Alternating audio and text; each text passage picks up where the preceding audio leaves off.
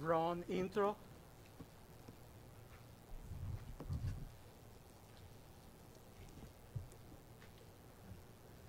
Five, four, three. Good afternoon. I'm Mayor Muriel Bowser. We are at the Deanwood Recreation Center in Ward 7. I'm joined by members of our public safety team to provide a public safety briefing and to take on-topic questions. I'm here. I know many of our residents are very concerned about news reports that we've heard, especially today, about violence in the district. We are also troubled by violent incidents that we've seen around the country, where violence and guns marred a holiday weekend. So we want to make sure that we are sending the clear message that our public safety apparatus and our team are working around the clock to keep district residents safe. And we want to make sure that we are using all of our tools to investigate these violent incidents and to hold the people responsible accountable. I'm asking the acting chief of police, Leslie Parsons, who is acting for Ashan these few days, to provide a briefing on some of these incidents, and then we'll be able to take your questions. Chief. Thank you, Mayor. Good afternoon, everyone. I am Assistant Chief Leslie Parsons of MPD's Investigative Services Bureau. As you all know, the 4th of July brings thousands of visitors to our nation's capital, and each year, MPD is fully activated to be present in and respond to community needs, as well as facilitate the many events around our city. Yesterday and into the overnight hours, we experienced a number of shootings and homicide, and that is totally unacceptable. And while we should acknowledge there were many events to include multiple neighborhood parades, Major League Baseball game, a concert and fireworks display that went off without incident, the gun violence that occurred in the evening cannot be ignored, and we are asking our community for help. I'm going to briefly speak on two cases that occurred last night and this morning. The first case I'll start on is the case from Meade Street that occurred just before 1 a.m. this morning, the 4700 block of Meade Street Northeast. In this case, there were several residents of our community outside celebrating the 4th of July when a vehicle that is described as a dark-colored SUV sped through the block, stopped, and suspects recklessly discharged firearms at these residents. That vehicle then fled the scene. As a result, we ended up with 9 total victims. Initial reports where our youngest victim was 9 years old. That victim is actually 10 years old. So we had a 10-year-old victim and a 17-year-old victim. Everyone is expected to survive. Nobody has any life-threatening injuries. They are all being treated at local hospitals. The next case that I was going to speak on, just to give you a briefing and update about, is the case from Catholic University that I know everybody has questions on. So right around 8 a.m. this morning, 4th District officers responded to the 600 block of Alumni Lane, which is the address on Catholic's campus. Now this occurred just off Michigan Avenue, just on the campus, but it was outside. In this case, they responded, they located an adult male shooting victim. DC Fire and EMS responded, transported that victim to a local hospital where he unfortunately succumbed to his injuries. Although very, very preliminary in this investigation, the investigation so far suggests that the victim and suspect were known to each other, and it appears that whatever transpired between two individuals that knew each other. We'll have more updates on that case later. Unfortunately, that's all I have on that one at the moment. But I'd like to encourage anybody that has any information on any of these cases or any other cases to please contact the Metropolitan Police Department. Call our 24-hour command center at 202-727-9099, or you can send us a text tip at 50411. Thank you. And I know there were also some questions about our non-law enforcement deployments across the city, and I wanted to ask the city administrator just to comment briefly on that. Thank you, Mayor. So for large events like the 4th of July, we deploy something called GO teams throughout the city. Last night, there were 28 GO teams that had over 100 individuals involved. And those GO teams have a few missions. One is to be present and provide a safe space for individuals. These are often individuals who are known to community, who grew up in community, that are assigned to each GO team. Second, to walk the adjacent blocks to be able to observe rising tensions, keep things safe, encourage people to have fun. And third, if they do spot rising tension, that's not even yet at the point where there would be a crime, to notify their chain of command who notifies MPD so they can adjust their deployment. So we had 28 present yesterday, about 100 individuals. In the past, we've been at prior 4th of Julys, we've been out at Halloween. These consistently show they reduce violence in the area. They cannot control for or stop every instance of violence, but they do have a calming effect on community. I had a chance to visit about 5 GO teams last night between 9 and 11, all actively walking the adjacent blocks and engaging with community. Questions? I have a question about Mead Street Yes, Darcy. regarding the mass shooting incident. So we spoke to someone who lives there. She indicated that she has a party every year, a peaceful party, food, they set off fireworks, things like that. So if you could confirm what was going on in that area. I saw on Twitter you said that this was targeted. If you could kind of explain, were the children targeted? Like, who exactly was targeted? And was there police presence in that area? Yeah, so as I mentioned during the summary of the case, it appears that this vehicle came down the street in a split second and fired shots recklessly towards the folks that were outside. We're still investigating the case, so it's hard for me to give you a firm answer on your question, but it appears the folks that were outside merely celebrating the 4th of July were targeted, and we're trying to figure out why. Are you going to put anything out on the vehicle of interest? We're working on that. If we're able to develop whatever we can develop in this case, we'll definitely share it with the public. Chief, I'm Catholic. Can you tell us anything about the victim?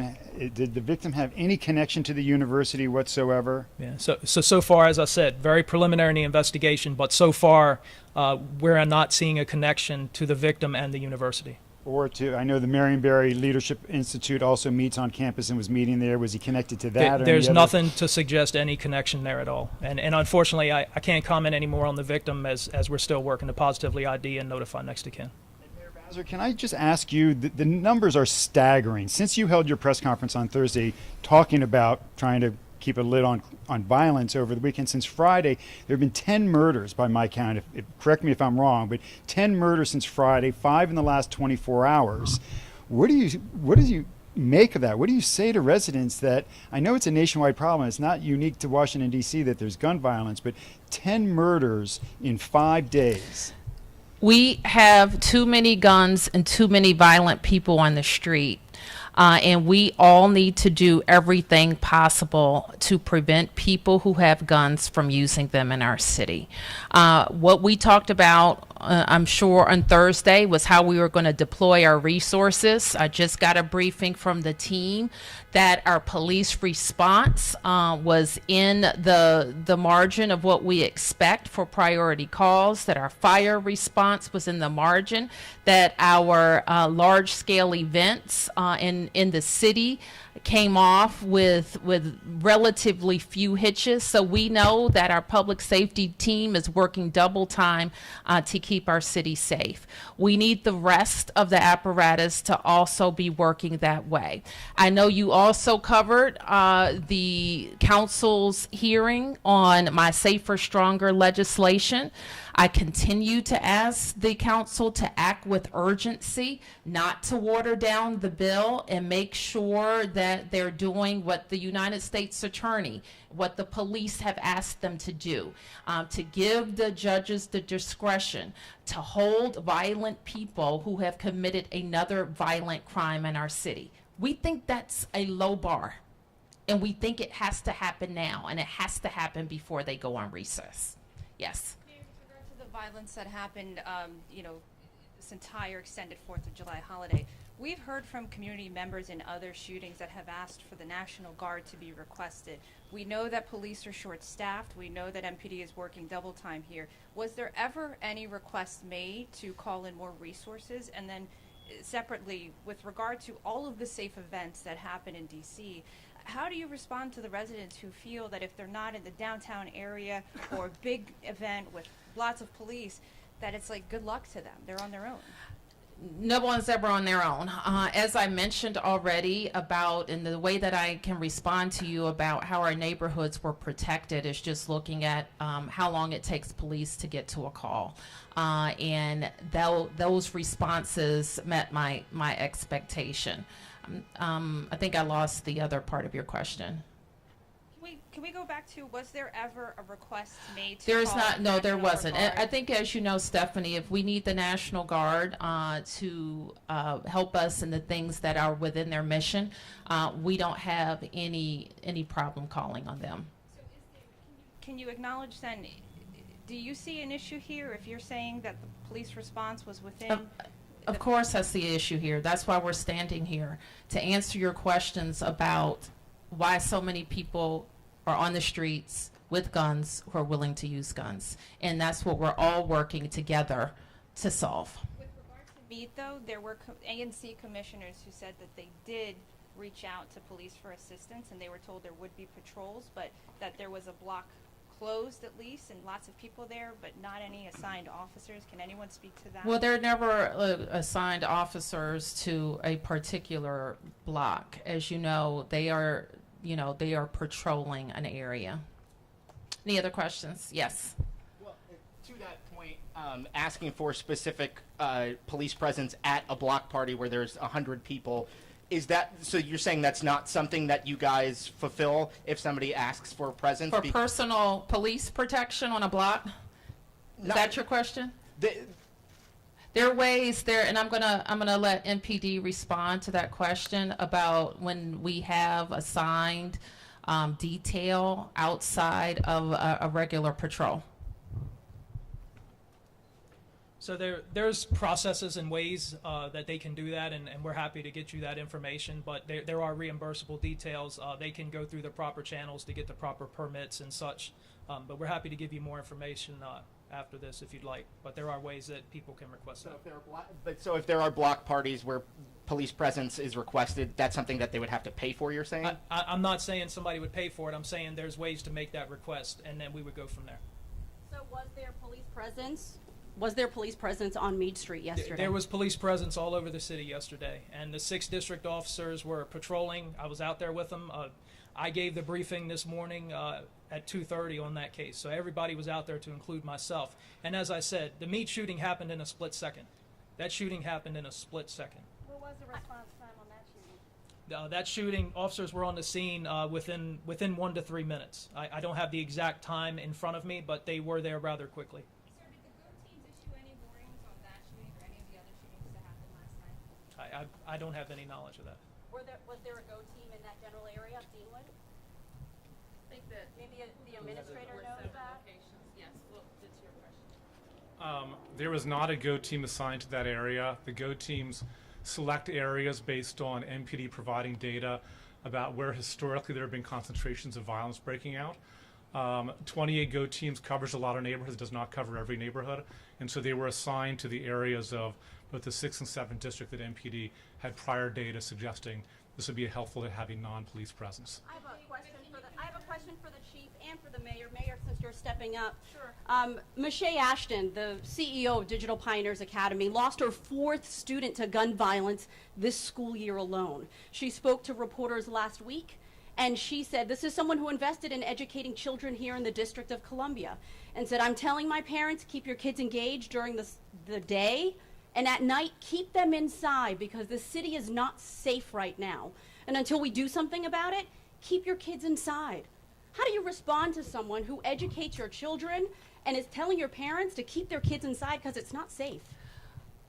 That school has been through an incredible amount this year, and we want to make sure that they have every resource to serve families. That is including losing a teacher in California. They've been through a lot.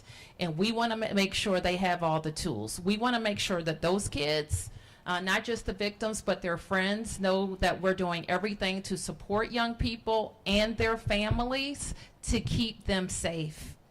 And we think that, you know, for the vast, I want to be real clear about something, Delia. For the vast majority of our kids, they're going about their lives and having a great time. But I think the vast majority of parents in this city are still very concerned about their child's safety. So what do you have to say and what words? Well, that's what we've been talking about for the last several minutes. How we need to make sure that every part of our criminal justice system, but also you just mentioned another key part of keeping kids safe, and that's schools.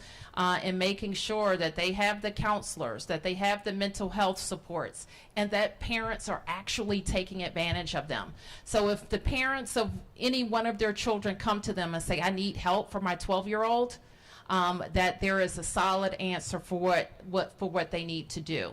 I think you know that we talked recently about my request to my team to come up with additional ways to help a family of a 12 or 13-year-old who needs help. And we get this a lot, where they kind of say to the police or they say to the school, I don't know what to do. I don't know what to do to keep my child safe.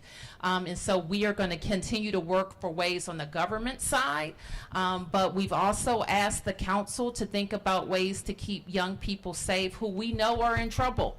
And we have not just the council, but the judges to say, let's put them in places. Help us get them in places where they have structured rehabilitation and education. Is that working right now? That hasn't happened. And that's what we need to happen. I have Yes. a question for the chief. Oh, Can I okay. ask Yes, a ma'am. question? For the chief, I spoke to the acting chief yesterday, acting chief Smith yesterday, who said even though we are patrolling every sanctioned 4th of July event around the city, we will not lose our footprints on patrols in the community. Did MPD fulfill that mission Yes. despite the murders that we saw, the violence we saw last night? MPD was at a full deployment yesterday. All of our officers, our officials, my colleagues you see behind me, we were all out there yesterday. MPD was out there yesterday. We were in community, and we covered all the major events downtown. And when the major events downtown ended, we shifted those resources back to community. So we were definitely in community yesterday. So you're not lacking in any resources, officers? We know there's a shortage. Yeah. MPD was in community yesterday. Yes. Through the pandemic, cities across the country, including DC, we're seeing increases in violent crime, and some of those cities have managed to turn those trends recently and are seeing decreases. What makes DC different than them, and what do we need to be doing in a... I've already talked about what we need to be doing. I can't talk about other cities, but I can tell you that we have identified gaps, and we're pressing very hard on the government side, the legislative side, and the criminal justice side. Can you talk also a little bit about our violence interrupters here? My understanding is a lot of the violence over the weekend was street conflict, and or at least some of I don't it. think we can say that at this stage.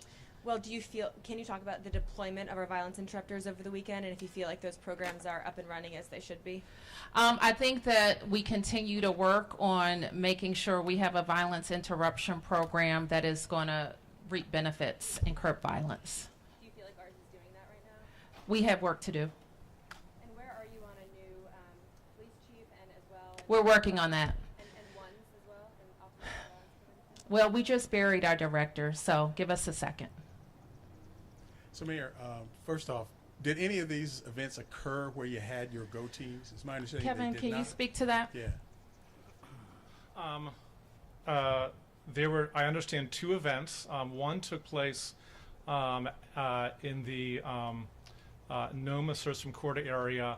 The event took place actually as they were standing up their tent, so they hadn't actually activated yet, and they had to delay their activation by a couple of hours. And then there was one that was in an area within close proximity to the 28. Again, I understand there was one within close proximity to one of the 28, in addition to the one that occurred in the Noma Sursum Corda area as they were standing up. Again, let me highlight, they go to locations specifically based on prior data suggesting there's a history of gun violence. and they cannot prevent every incident, but it is very much all hands on deck for the violence interrupters. So they have some DC employees, they have employees of the ONES program, they have contractors that work for both Cure the Streets and some of the ONES programs. So just as the folks behind me did all hands on deck, they did as well. Sometimes it does not cover or prevent every incident, though. I guess we'll find out where that other one was at some point. Yes, and I'm sure we'll do it. I have a quick question for the fire chief. I heard a lot of trucks running around last night. What was the situation as far as fires? Were fireworks causing fires, or what can you tell us? So we had a lot of outside fires associated with the illegal use of fireworks. So that was a problem. We had 883 calls yesterday. It's one of our busiest days. So 883 is the total responses for the day. About 100 more outside fires than normal. Okay, and then the final question would be, last week you had a news conference and you said if you know somebody with illegal fireworks, call 311. And we were told that anything that pops, explodes. Is that a joke? I mean, because nobody could control this. Do we just say it every year, or what? So we actually, we're out enforcing that. We do have some enforcements. There was an arrest yesterday, I believe, for the illegal sale of firearms. It is a continuing problem, as you're witnessing over our shoulder here right now. Those are illegal. So. What about, the incident in Deanwood in this community last night? There was a party and there were fireworks. You can see the bottle rockets, Roman cannon, whatever you call it, on the street, packs of things. So there were fireworks going on. Is this kind of going hand in hand as well? Whereas you have these different things where people are setting off fireworks and then we have some of the violent incidents, or is this completely unrelated? So I think they're unrelated. People should be able to go out in their community and celebrate. They should be able to have barbecues. They should be able to be with their friends, and it should be safe. That's our expectation. But there's fireworks taking place at these events. Yes, that's true. And yes, that's true. There is. Last couple of questions, please. Yes. Mayor, I have a kind of a big picture question. Yes, ma'am. You alluded to Harley Harper, who Yes. did amazing work in this community, well respected. I interviewed her at the ONES office when I profiled the Pathways program, hugely successful. The men who've graduated that program are desperate to reach out back into the community. Would you consider using the graduates of the Pathways program to do exactly that, to work either as violence interrupters or to work in the community? I think they are. I don't know the number of graduates that are later employed by violence interruption, but a number of them are. I can tell you that, and they're certainly eligible to. But that's not the only thing that they're eligible for, and not the only way that they can contribute to their community. So we're very focused. We do regard the Pathways program as a stellar program that is doing job training, is doing behavioral health support, and is doing subsidized employment. And part of our commitment is to help people move on from that point to a sustaining job, and we continue to do that. But they are eligible, and many do go on to work for contractors who are providing violence interruption work. And I should say, the earlier question was about when we will hire in ONES. I believe that position has been posted, and we need a special individual that knows how the government works, how to make the programs work, and has credibility in the community. So those who are interested in coming on for a very rewarding job, but not an easy one, we need you to contact us. Yes. Mayor, for the question going back to the National Guard, and I have a separate question for police, but for you on the National Guard question, can you just explain for community members who are calling for the National Guard, why doesn't the staffing shortages, and again, I understand that the chief just said that police were in community, but the staffing shortages that are in place and the level of gun violence we've seen, why does that not constitute a request for the National Guard where police could be freed up and go and concentrate more resources in areas that are known to be problematic? As I said, Stephanie, if we had a specific mission that was in the mission of the National Guard, we wouldn't hesitate to call on them. What the National Guard, they're not law enforcement, keep in mind. They don't know our local laws. They don't typically make local arrests. What we have used the National Guard for to perform a very critical public safety function has been in more traffic posts, and we use traffic posts very strategically. In the last couple of weeks, we have deployed in several neighborhoods. One of the MPD will give me some specifics on our activity, and we have been able to, we think, take some guns off the street as it relates to that. But National Guard don't typically do law enforcement. The question is, why couldn't they be called in to handle other matters so that more police resources could be directed to neighborhoods in need? As I said, if we feel the need to call them in for that type of mission and what's within their mission, given their level of readiness, we would do that. And then for the chief, please, if I may. There was a concern raised that your department may have been stopped because of the new Twitter policy and being able to put information out there publicly as needed. Can you confirm, is there anything to that, any concerns there with regard to the DC Police Department Twitter account? Can we get back to you on that one? Thank you, everybody.